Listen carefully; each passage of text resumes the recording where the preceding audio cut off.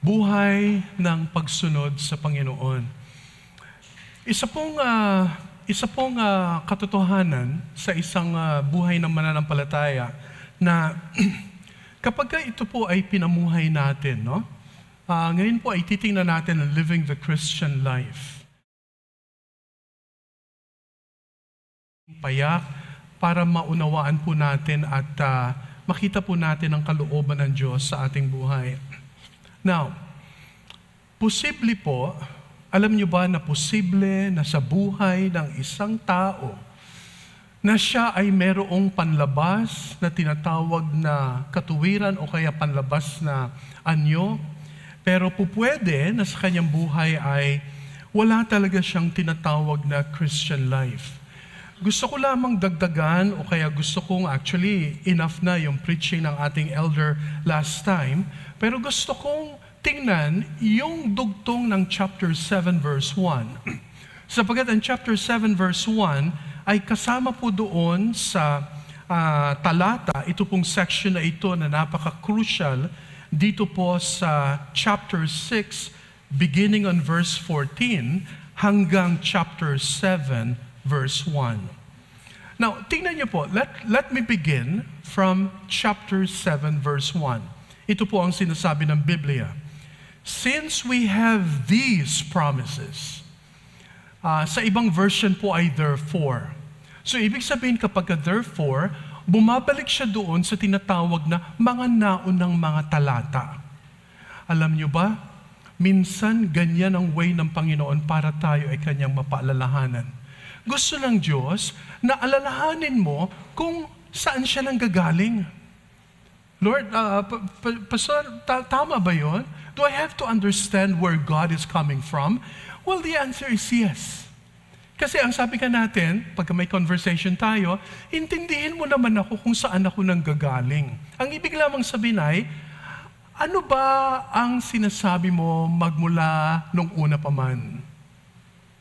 Ano ba ang sinasabi ng Panginoon nung una pa man?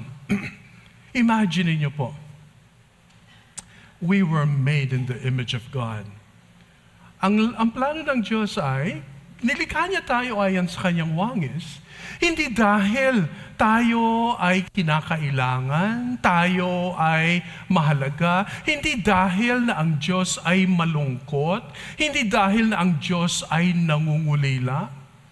Mga kapatid, tatandaan po natin, nilikha po tayo ng Panginoon hindi dahil siya ay malungkot, siya ay nangungulila, kundi nilikha tayo ng Panginoon sapagkat nais niyang i-display, nais niyang ipahayag ang kanyang tinatawag na dalisay na pagkadiyos na walang kapantay, walang comparison. Gustong ipakita ng Diyos na ang kanyang pagkadiyos ay talagang yun lang at yun lang ang mahalaga sa buhay ng isang tao. Kaya pala, pag sinabi po nating, tingnan natin ang sabi ng chapter 7 verse 1, since we have these promises, ano yung mga pangakong yun? Alam nyo, I was telling Elder nung pagkatapos niyang i-preach ang section na ito, no? Elder, nakalimutan ko yung pinaka-title mo.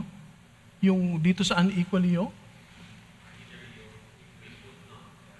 Either yoke, we put not. Okay? Siguro medyo ang ilan sa atin, ano kaya ang tinutukoy ni Elder? Ang ibig lamang sabihin, at pinaliwanag ng ating elder from the ancient world, no? Si Paul, gustong-gusto ko, yung sinabi ni elder na si Apostle Paul, siya ay tinatawag na maalam siya o kaya alam niya ang tinatawag na konteksto noon. Kaya pala pag sinabi ni Apostle Paul na yoking, alam ng mga tao kung anong sinasabi ni Paul.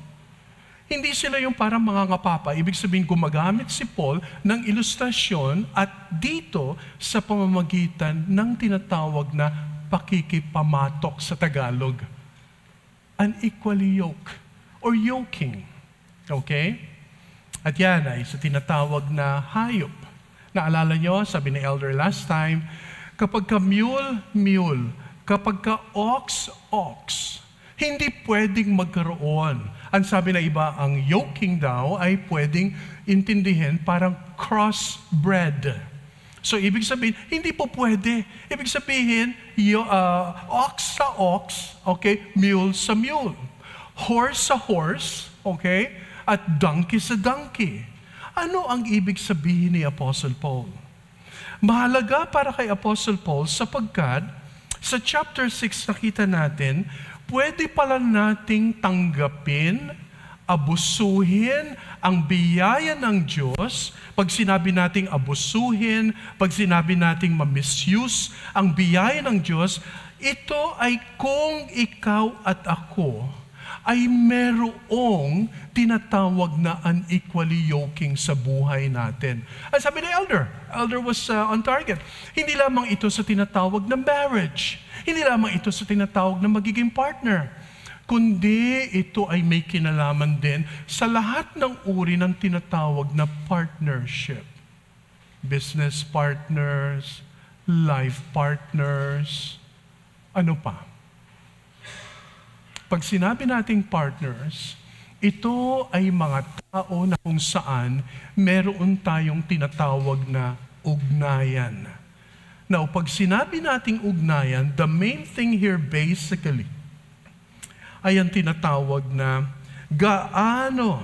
It speaks of a close, tingnan niyo po association or involvement, a partnership of the closest kind.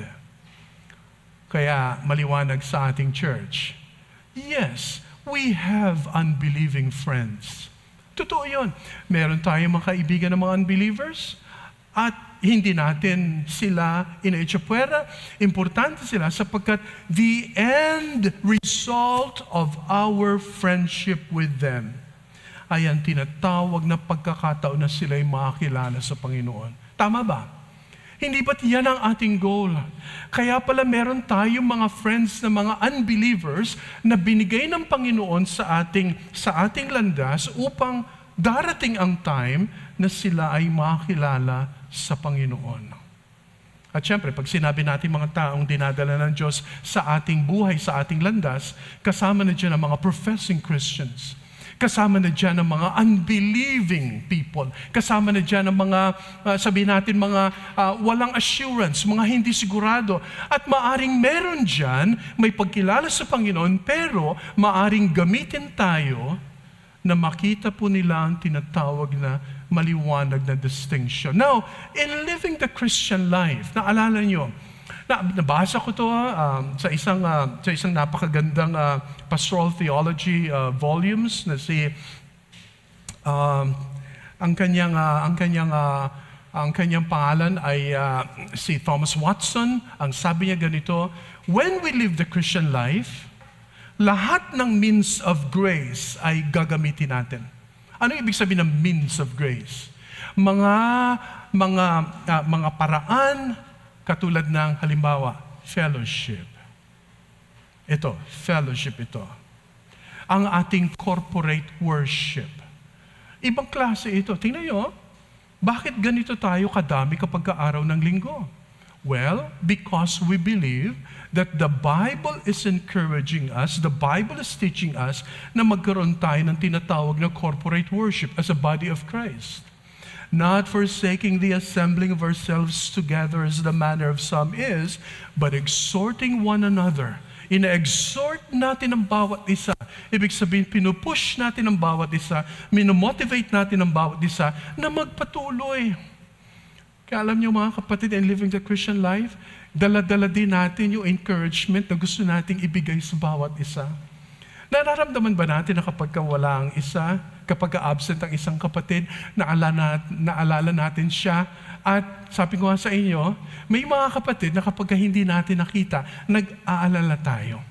Pero may mga kapatiran naman kapag hindi natin nakita, hindi tayo masyadong nag-aalala. Pero ang point ay, as a body of Christ, we want to encourage one another. Gagamitin natin ang means of grace, ang ating corporate worship, ang ating pananalangin, ang ating pag-aaral sa ating mga tahanan, personal devotion, ang bawat isa. Ang sabi nga natin ay, walang tinatawag na master key. Ganito minsan, no? Ako, ito lang ang ginagawa ko. Ano yung yan lang? Ito lang yung aking ginagawa talaga. Mag-ingat tayo kasi baka yung master key na yan ay sarili mo lang palang preference sa buhay na kapag nilagay natin sa table, nilagay natin sa lamesa, makita natin na isa lang sa napakaraming paraan na ginagamit ng Diyos. But, here is the most important thing. Christ alone. Si Kristo lamang ang tanging daan upang lahat ng mga bagay na ito ay ating makamtan. Okay? So, yan ang sinasabi natin. Lahat ng means, lahat ng kaparaanan ng biyaya ng Diyos para hindi natin ma-abuse ang grace ng Panginoon. Sabi ng chapter 6 verse 1, working together with Him. Then we appeal to you not to receive the grace of God in vain. Alam natin ang context dito kung bakit si Apostle Paul ay nag-a-appeal sapagkat alam natin na ang kanyang ministry na sinimulan ay ministry of reconciliation. Ang nais niya ay maipagtagpo by God's grace ang Diyos at ang tao.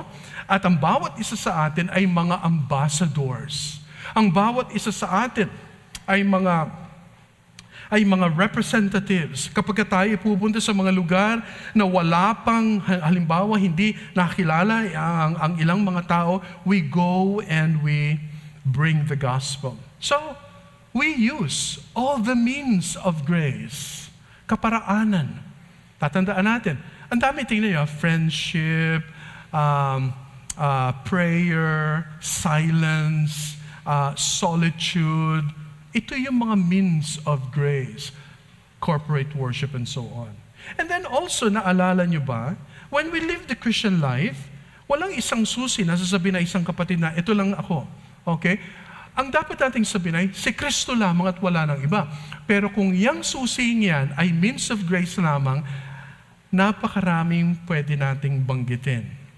And then also, pangalawa, tatandaan natin, hindi dapat nating ihiwalay ang ating pag-iisip, ang ating kalooban, at ang ating tinatawag na emotion. Sa Ingles ay, wag nating isuspend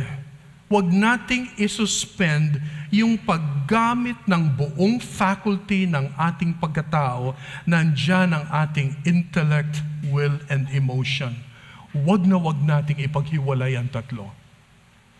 May mga Christians na alam ko, ang kanilang basihan ng kanilang pagkilala sa Diyos ay sa pamagitan ng pakiramdam, emotions. That is very dangerous. Kung ang basihan natin ng ating Christian life, ng ating paglago, ay ang emotion, nako, kaibigan, kapatid, walang patutunguhan yan sapagkat pabago-bago ang ating emotion. Well, again, emotion in itself is not bad. What I'm saying is emotionalism. Emotionalism. Emotion in itself is not bad. Kasi nga, ikaw at ako, we are all emotional creatures. May mga emotions tayo. Pero, mag-ingat tayo sapagkat kapag tayo ay nag-suspend, at eto ngayon na nakita ko. No? Possible pala na may mga taong naghahanap ng gustong marinig na katotohanan, pero sa totoo lang, it is based on their emotions. So, therefore, emotionalism ang nagro-rule. Hindi talaga. Okay? Kasi tinanggal mo yung intellect eh. Sino sa atin dito ang ayaw matuto? Ang gusto ko lang ma-feel eh. Pastor, sa Bible study, parang ang haba naman ng treatment natin ng 2 Corinthians. Gusto ko lang talaga yung ma-feel. Delikado po yan, mga kapatid. Kahit saan po nating tingnan. Ang ating church, okay, is a learning church, is a studying church. Ang ating iglesia ay nagnanais na tayo ay makilala sa pamamagitan ng pag-aaral natin ng salita ng Panginoon. So imagine ninyo, no? Imagine niyo kapag nagbabanggit tayo dito ng ilang mga bagay, how the Old Testament and the New Testament work together at kung paano sila dapat intindihin as the whole book of the Scripture, as a whole Bible theology. Mga kapatid, hindi lahat may ganong klaseng desire. Kaya nga, kamimit ko lang, may mga tao, maraming alam, pero walang tinatawag na consistency ang kanilang pag-iisip. Alam niyo, delikado. Talagang delikado. Oo, delikado po yan, no? Yung nalalaman mo, ginagawa mo siyang pet doctrine. Alam niyo yun? Parang, kunyari, no? Kunyari, ito yung doctrine mo. Parang ginagawa mo siyang pet, no? Ito talaga, gusto ko to itong doctrine na to. Alam niyo ba, in church history, okay, ginawang pet doctrine ang tinatawag na the sovereignty of God. Sovereignty. Ibig sabihin, God overrules. Parang pagka ang pet doctrine na ito, gusto ko to, kumbaga parang inaalagaan mo, pero hindi naman balanse sa tinatawag na the doctrine of human responsibility. Delikado, mga kapatid. So imagine niyo po, ang ating mga leaders sa church, elder, myself, and then Deacon Manny and Deacon Al, we are trying to give a balanced perspective of what the Bible is all about. Pero alam nyo, amongst us, natututo rin kami. I tell you, okay, I'm very much open for learning. A number of times, natututo ako sa pananaw ni Elder, natututo ako sa pananaw ni Deacon Manny at saka ni Deacon Al. Ibig sabihin, walang punto na sasabihin na, I'm enough, okay na ako, wala na akong kailangan, ako delikado. May nagsabi, no? Nakapakinig ng preaching at ang sabi niya, alam ko na agad kasi marami na akong alam sa Bible. Nako, delikado yun. Ito ay fresh na fresh kong narinig. Ganyan. Kaya pala, pagkarinig ng preaching, sabi niya, alam ko na agad. Kasi marami na akong alam sa Bible. Mga kapatid, kung may ganyan tayong ugali at attitude ngayong umaga, you know, as you try to listen, ang nangingibabaw, yung critical spirit, yung pala, kaya paglabas natin dito, hindi ka natututo kasi walang pagpapakumbaba sa ating puso na hinihin natin, Lord, ano ba ang gusto mong matutunan ko? Mga kapatid, huwag nating ipaghiwalay ang intellect sa emotion at sa ating kalooban. They all work together. They all work together. Sobrang dami ng debate ngayon, mga kapatid, no? And I'm glad sapagkat ang Sister Pita, ang sabi niya, Pastor, sinad niya sa akin yung about Alistair Begg, no? Ang sabi ko, this is a very good example of really understanding kung ano talaga ang sinasabi ng Scriptures. Kasi, question ngayon, ito tingnan niyo po, ito ang sitwasyon, okay? Si Alistair Begg, B-E-G-G, Begg, isa pong Scottish preacher na recently ay nagkaroon ng US citizenship sapagkat siya ay nag-migrate at may napakagandang ministry sa Amerika. Very well known. Kaibigan siya ni John MacArthur, kaibigan siya ni John Piper, kaibigan siya ni Stephen Lawson, at napakarami pang mga authors. So may nagtanong sa kanya at ang tanong ay ganito. Ang tanong ay, Grandmom, Lola, Pastor Begg, question.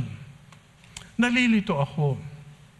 Hindi ko alam kung ako ay a-attend ng wedding ng aking grandson, okay, grandson, apo, okay? At hindi ko alam kung a-attend ako ng wedding ng grandson ko na siya ay magpapakasal sa isang transgender. So, ibig sabihin, sa totoo lang, ano yung papakasalan niya? Babae, lalaki? Lalaki. Oo, grandson, pakakasalan niya yung transgender, lalaki. So ganito, ang sabi ni Alistair Begg, kasi parang kakilala lang, siguro nakilala siya sa radio ministry. Ang sabi ni Alistair Begg, alam ba ng anak mo, alam ba ng apo mo, ng grandson mo, ang conviction mo patungkol kay Jesus? Yes. Alam ba ng grandson mo na ikaw ay merong Christian conviction? Yes. Ito ngayon ang crucial. Ang sabi ni Alistair Begg, okay, this happened like September. Na? So, ginamit ni Alistair Begg sa kanyang preaching na ang pamagat ay compassion or condemnation. So, ang sabi ni Alistair Begg, well, okay, now I advise you, parang ganito, you go and then bring a gift. Nako, nung yan ay kumalat at maraming nakapuna. Tuwan-tuwa kay Kuya Dar. Si Kuya Dar natin, no? Husband ni Ate Thoms. Recently, nandito sila. Nag-send sa akin ng Kuya Dar. Ang sabi, Pastor, what can you say? And let's pray that Begg will recant. So, nung nakita ko at pinakinggan ko at napakaraming mga podcast na aking pinakinggan, talaga namang naiintindihan ko ang mga tao na nagsasabi, paano ito? Sabi nila, confused na nga yung lola at sasabihin pa ni Pastor Alistair Begg, sabihin niya na, okay, you attend and bring a gift. So nadagdagan ng confusion. Ang sabi naman ng iba, well, ingat lamang tayo sapagkat hindi naman natin pwedeng buwagin yung tagal ng ministry ni Alistair Begg sa pamamagitan ng isang sitwasyon na kung saan ang sabi ni Alistair Begg, this situation was so unique to me at kung sakaling ibang konteksto, baka iba rin ang sagot ko, kaya lang, naintindihan ko yun, no? Naintindihan natin yung point. Merong narrative, merong kwento, merong pinanggagalingan ang sitwasyon ng lola si Alistair Begg. Kaya lang, noong dumating na sa point ng mga friends, ang sabi kay Alistair Begg, hindi tama yun. Sana, Pastor Begg, magkaroon ka ng, kumbaga, public, o kumbaga, ikaw ay i-correct mo na hindi dapat yun. Ang naging result ay lots of confusion sapagkat ang sabi ni Begg, I will not recant. I will not repent. So sabi ko kay Elder, hanggang sa dumami pa ng dumami.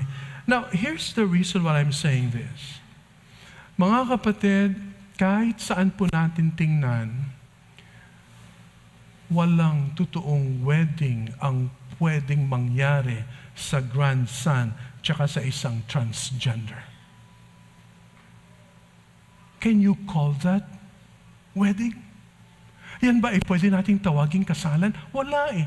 So, yung mga nakakaramdam ng bigat, paano masasabi? Tapos sasabihin pa na you go and then you bring a gift? Hindi pa kapag ikaw ay umattend ng kasal, ano ang sinisignify kapag a-attend ka ng kasal? Pag a-attend ka ng kasal ay nakiki-celebrate ka. Nakiki-rejoice ka.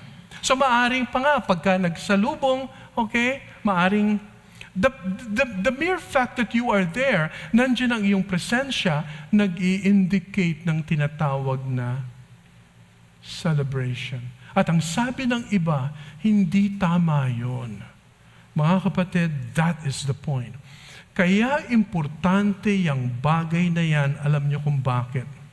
Because from verse 14, para wag nating ma-abuse at ma-misuse ang grace ng Panginoon, merong tension eh. Kaya nga, ang sabihin natin, no master key, no suspension. Hindi talaga tayo makakatakas. Ang buhay mo at ang buhay ko may tensyon. Pero itong tensyon na ito ay kinakailangan nating hasain o kaya makita o kaya matuto tayo i-handle ang tensyon na ito from the Word of God. Ang sabi ng verse 14, look at your Bibles again. Okay? Hindi na ako tatagal dito, pero ito ay binigyan ng treatment ni Elder. Ang sabi ng verse 14, do not be unequally yoked with unbelievers. Okay? Walang tinatawag na participation dapat, for what partnership has righteousness with lawlessness? Ang sabi pa dyan, or what fellowship has light with darkness? Ibig sabihin, may tensyon ang Christian life. Kaya pala, we must be very careful kung saan tayo lalagay, kung ano ang ating conviction. Of course, mga kapatid, I tell you, May mga gray areas sa buhay natin at meron tayong tinatawag na Christian liberty. Pag sinabing Christian liberty, hindi po pwede na nakabantay tayo sa bawat isa na, ay ito, parang nakita natin, ay si ganito, parang uminom ng wine. Hindi Christian yan. That's wrong, that's bad. Tingnan niyo po, nagbibigay ako ng example sapagkat ito po ang tension eh.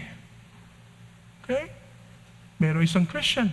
Sabi niya, well, I just watch a movie. Yung nakatabi niya, ay, hindi ata okay na mag-watch ng movie, ganito.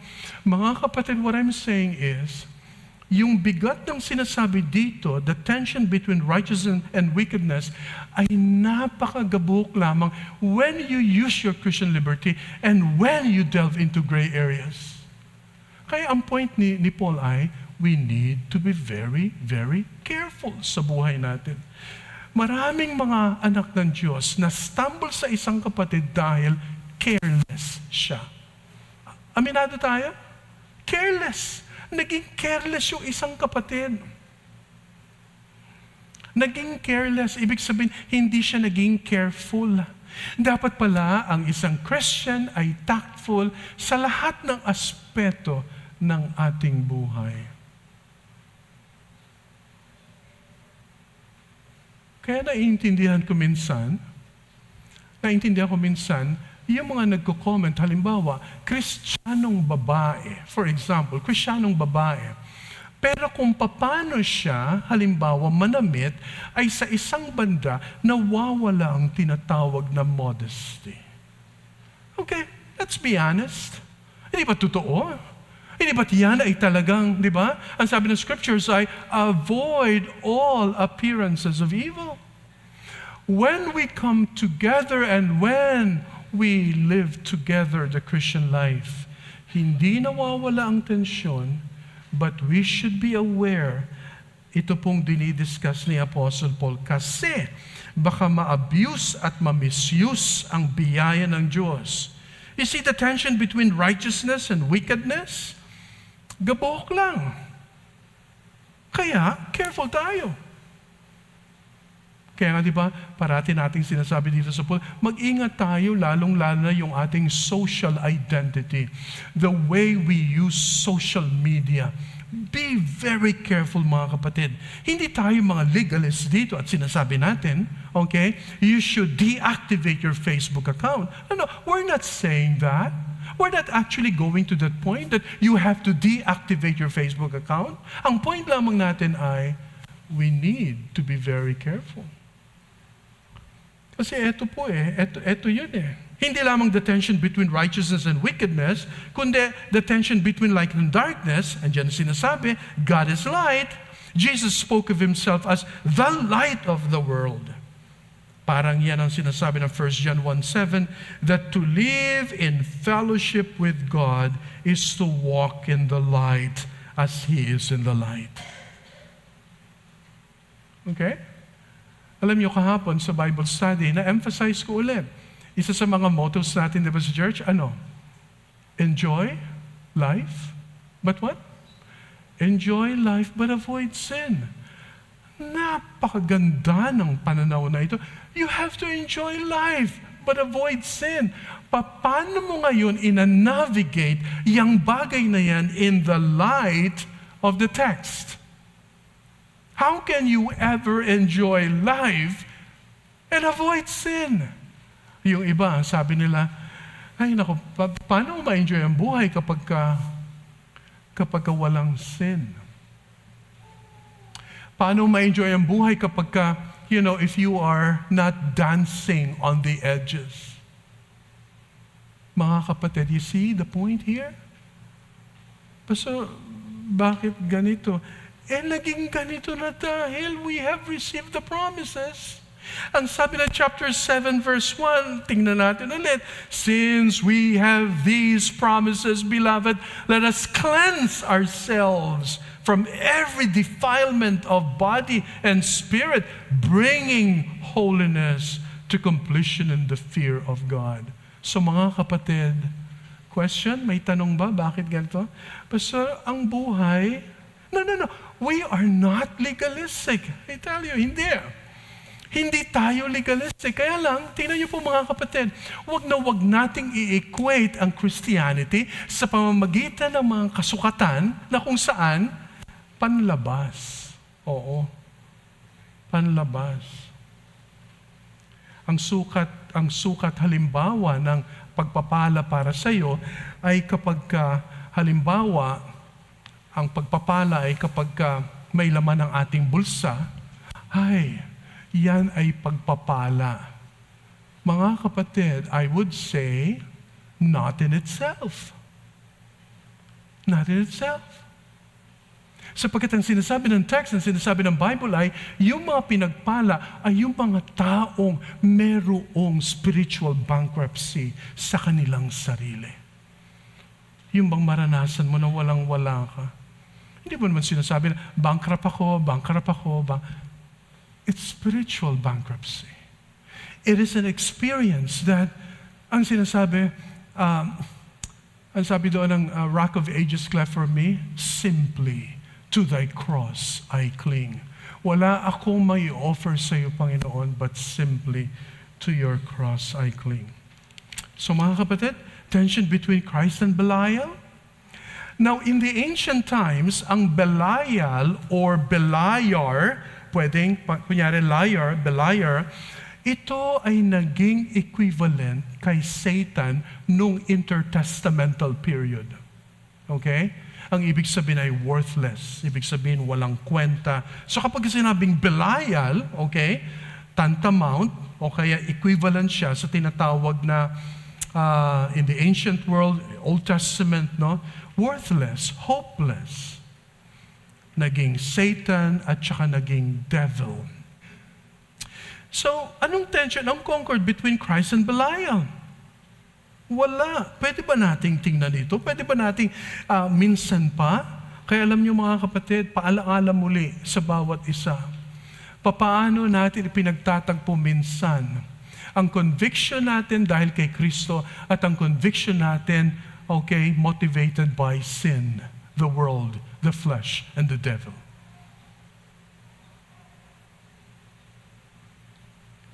Okay?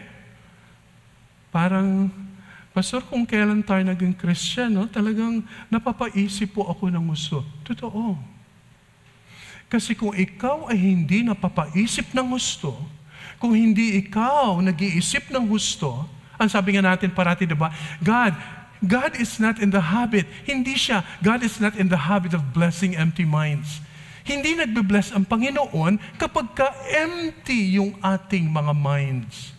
Kaya pala minsan, Pastor, Elder, Deacons, parang hindi ako binibless ni Lord.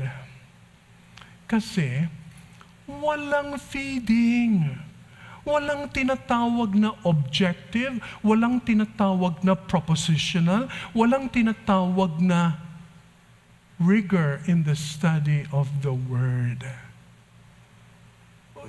Inuulit-ulit natin dito sa harap ng pulpito, mga kapatid. Christianity is not just by mere emotion or emotionalism. So dito makita natin, di ba? The tension, not only Christ and Belial, the tension between God's temple and idols. God's temple and idols. Devotion, nung time na yon, devotion to a divinity in the first century ay nagpapakita ng tinatawag na loyalty. Loyalty. Now, tingnan niyo po, this is very interesting. Turn to 1 Timothy chapter 3. Tingnan niyo po ang 1 Timothy chapter 3. Very relevant po dito sa talatang ito. 1 Timothy chapter 3.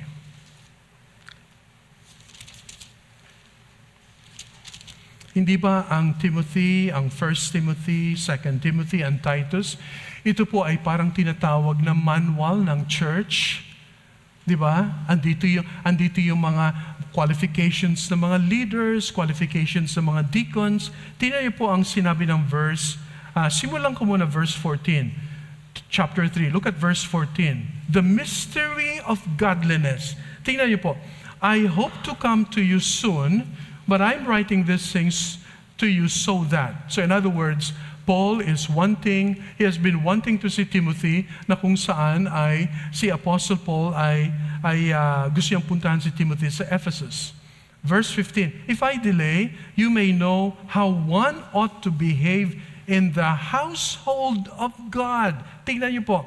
You may know how ought to behave in the household of God, number 1, which is the church of the living God, a pillar and buttress of the truth. Tapos sanabi sa verse 16, great indeed, we confess, is the mystery of godliness. Tingnan niyo po yung hymn. Ang sabi ng mga scholars, this is a hymn. He was manifested in the flesh, vindicated by the Spirit, seen by angels, proclaimed among the nations, believed on in the world, and then taken up in glory. Alam niyo po ang heading, nakalagay dyan, the mystery of godliness. Paul was actually writing this and he had in mind, alam niyo po ano? The mystery of Diana, the mystery of Artemis. Alam niyo ba, nung time na yon, ibang klase, no? Kaya pala, itong mystery na ito na sinasabi dito ni Apostle Paul, okay, hindi ito yung mystery ni Artemis, ng statute, okay, na pagkataas-taas at merong mga towering marble columns, okay?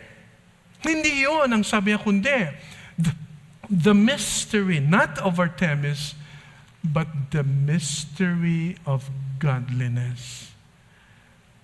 Ibig sabihin, we find our godliness doon sa incarnation at doon sa resurrection ng ating Panginoong Jesus. I-compare mo yung dalawang mystery. Mystery ni Artemis, ni Diana, Diyos-Diyosa, nung time na yon sa Ephesus. Tapos mystery na sinasabi ni Paul, na mystery of godliness. Saan? Anong basihan? The incarnation and the resurrection of the Lord Jesus Christ. Mga kapatid, sa umagang ito, this is to live. This is how to live the Christian life. Kinakailangan po nating makita ang ating mga buhay sa gitna ng mga tensyon na ito. Walang escape. I tell you, walang makakaligtas. Walang escape. Kaya be careful. Be careful, huwag tayo magmataas, huwag tayo magmayabang, huwag tayo maging self-sufficient at saka self-contained. As I close, mga kapatid, consider those, number 1, binding relationships in your life. Binding relationships. Ang kaibigan ba nakakapag-bind sa'yo? Yes. Friends eh. Friends. Mga friends natin, how much more kapag ang relationship na yan ay lumalim at lumalim. So hindi lamang sabihin natin sa lahat ng uri ng relationships. Okay? Pangalawa, be aware of initiating, huwag kang papasok, huwag kang e-entra or entering into partnerships. Mag-ingat tayo. Okay, ulitin natin. Kahit na sa pagbo-boyfriend, kahit na sa pag-girlfriend, doon pa lang saklaw lahat. Isama na natin ang business, isama na natin ang tinatawag na whatever. Be careful. Huwag maging harsh na umentra sa tinatawag na partnership. And then the third and the last. Love your church membership. Mga kapatid, sa umagang ito, kung sino man sa atin ang miyembro ng MCBC, mga kapatid, na pag-isip-isipan mo ba na hindi lang basta-basta yan. Church membership, MCBC church membership means you are part of the covenanting body of Christ na kung saan ang sinabi doon sa taas, look at verse 16, look at verse yung second part, no? For we are the temple of the living God, as God said, I will make my dwelling among them and walk among them, and I will be their God, and they shall be my people. Consider church membership, MCBC membership. Are you a member of our church? Ito, fresh na fresh, no? Dumating sa aking atensyon, talaga, gustong naghahanap ng church. Naghahanap talaga ng church. Pero sa totoo lang, ang kanyang attitude, hindi nagpapakita na siya ay magiging bahagi ng isang iglesia. I'm not talking about just MCBC, pero ang kanyang attitude, hindi mo kakitaan ng attitude na talagang siya ay magpapasakop, siya ay magpapaturo sa salita ng Panginoon kasi punong-puno siya ng sarili. Mga kapatid, if you want to be a church member, eto, sinasabi ko, if you belong here, then be a member of MCBC. Kung hindi ka naman belong dito, then no worries, no problem. Ang church natin, we are not coercing anybody, we're not trying to force. Ang point ay, ang sinasabi dito ng lingwahe niya, therefore go out from their midst and be separate from them, says the Lord, and touch no unclean thing, then I will welcome you, and I will be a father to you, and you shall be sons and daughters to me, says the Lord Almighty. Ang ibig sabihin, iba na ang buhay natin. Now I belong to Jesus. Meron na akong relasyon. Hindi na dati ako sa kadiliman, dati ako sa kampo ng kadiliman. Now I belong to the Lord, and my life right now belongs to God, my Father, the Father of the Lord Jesus Christ. Kaya pala ang sabi ng verse 1, chapter 7, since we have these promises, beloved, let us cleanse ourselves from every defilement. Kung tayo ay members ng local church, ng MCBC, ingatan po natin yung ating membership. Oo, huwag nating hayaan lang yung parang mas binibigyan mo pa ng atensyon yung pagiging member mo sa Fitness First, okay, sa isang gym, pero pagdating sa member ako ng MCBC, tapos maraming tanong ang tao sa buhay mo at sa buhay ko. Mga kapatid, klaseng members tayo ng isang local church na kung saan namatay ang ating Panginoong Hesukristo. Ayusin natin ang ating pag-iisip. Ayusin natin ang ating paglilingkod sa Diyos. Kung nararamdaman mo na ang pag-serve mo sa Panginoon, medyo yung bang parang, anong tawag doon? Yung bang parang pabanjing-banjing lang, parang wala lang, mga kapatid, mag-uwi na. Yung ibang membership nga eh. Talagang sinusustain mo. Bakit? Member ako eh. Oh, the prestige of being a member of that club or what? But to be a member of the body of Christ. Ang sabi dito ni Apostle Paul, since we have these promises, ito yung benefits, ito yung benepisyo na kung ikaw ay anak ng Diyos at miyembro ng local church, let us cleanse ourselves from every defilement, bringing holiness to completion in the fear of God. Tayo pong lahat ay manalangin. Panginoon, salamat o Diyos sa inyong awa. Salamat po sa inyong habag sa MCBC na hanggang ngayon, Lord, sa tagal ng panahon, inaayos mo pa rin ang aming mga buhay. Ayaw niyo, Panginoon, na may isa sa amin ang nagmamayabang at nakakalimutan niya kung saan siya nanggaling. Ayaw niyo, Panginoon, na merong isa sa amin dito ang inaabuso at minimisuse ang grace mo, Panginoon, dahil sa likong buhay. Ayaw mo, Panginoon, na merong isa sa amin ang hindi nagpapaturo at hindi nagpapasakop sa iyong mga salita. O Lord, patawarin mo kami, Panginoon. Bigyan mo kami, Panginoon, ng isang malalim na pananaw dahil kami po ay anak mo at dito sa lupa, kami po ay members ng MCBC, ang local body ng aming Panginoong Jesus, na hindi lamang ito kung ano lang sa aming pananaw at sa aming akala, kundi ito po ay napakabigat. Balikan namin, Lord, nawa ang aming covenant, ang aming mission and vision. Lord, napakasagrado na maging anak mo sa panahong ito. And so, Lord, we ask for more of your grace upon us.